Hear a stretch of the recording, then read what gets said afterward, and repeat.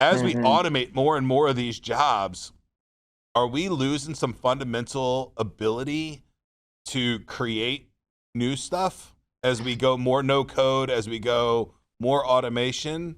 Is that a long term fear that we should be thinking about, or just let the chips fall where they may?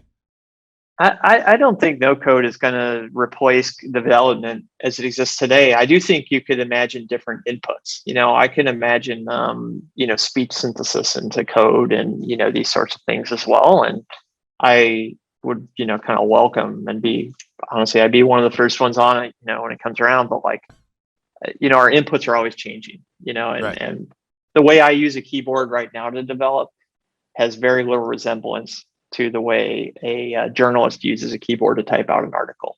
I Oh, click a couple keys and then whole pieces of code emerge, right. because of suggestions and AI suggestions and things that I'm using.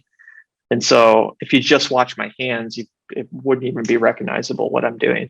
And it's not a very far leap to say I could be writing that same source code via, a speech interaction or, some other input. And Right. all those things are good. One of the evolutions we've taken, I think, just as a company, so we're a fully remote company, is, we got on with virtual reality actually, and we have headsets, and periodically we've met in virtual reality and we'll write code. So I actually have a virtual representation of my monitor and, strangely, a virtual representation of my keyboard positioned exactly where it physically is, underneath my hands. Right.